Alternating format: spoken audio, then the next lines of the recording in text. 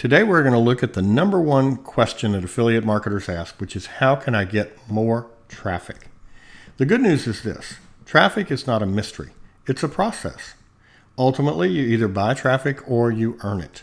Today we'll take a look at both processes so you can finally get the traffic you need to do your affiliate marketing.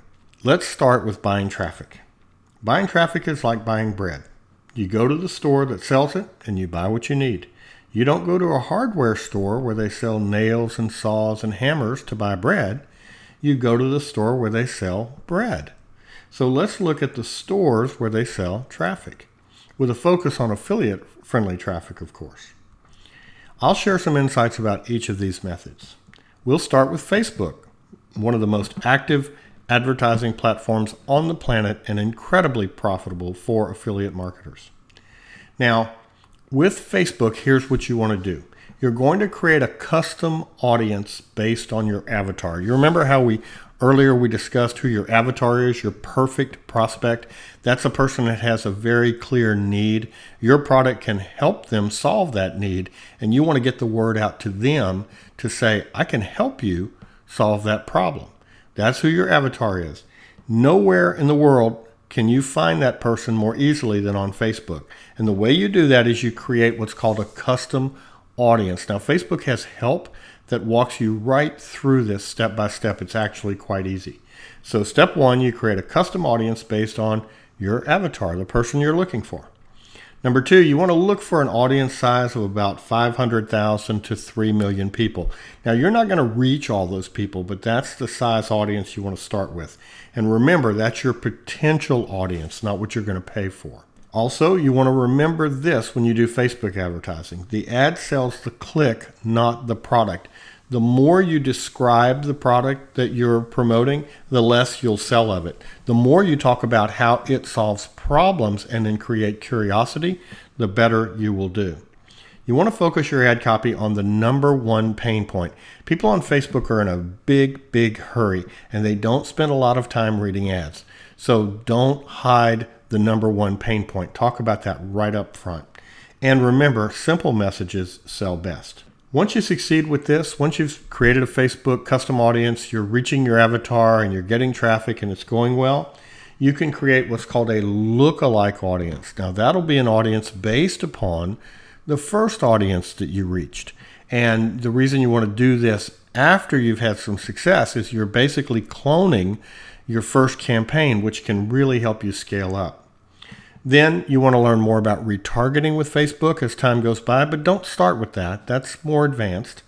And you will be paying per click with Facebook. But the great news is you can completely control your own clicks and costs and bids. So it's not going to get out of control. If you have $20 to spend or $200 to spend, you tell Facebook that, and that's how it will work. Now, let's look at solo ads. You've probably heard about solo ads before. A solo ad is simply a standalone email that's sent to someone else's list for a fee. When you're doing solo ads, you want to ask the solo ad provider a few things. Number one, how did they build their list?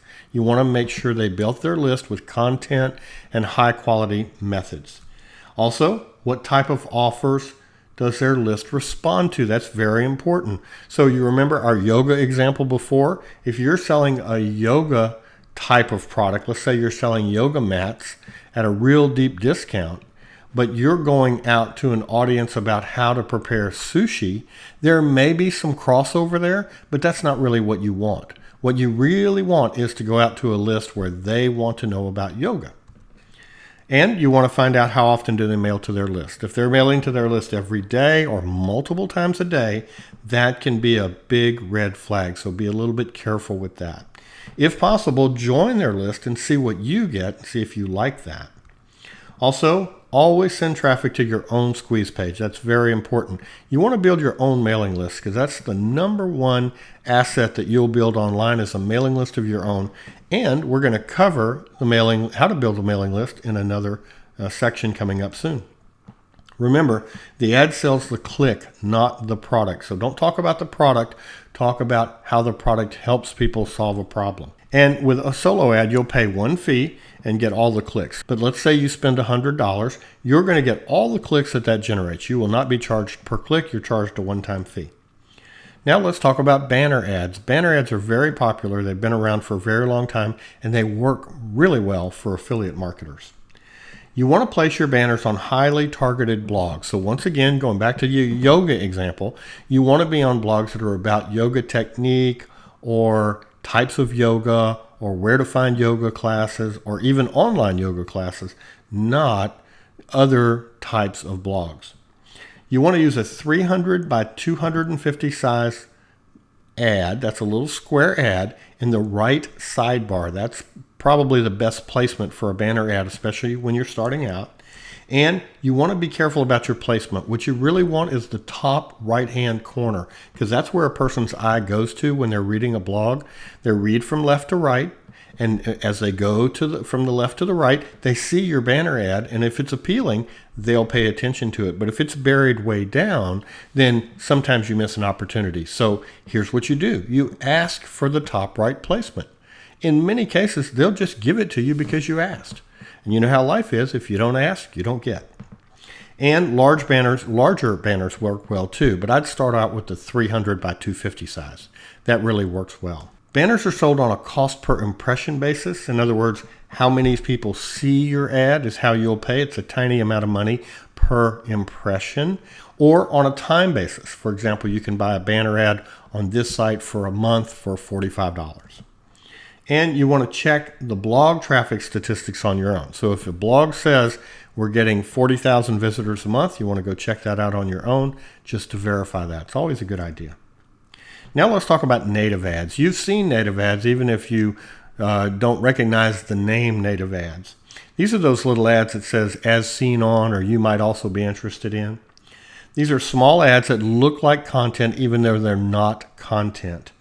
You want to check out Taboola and Outbrain. Those are two big suppliers of native ads, and they're both affiliate friendly.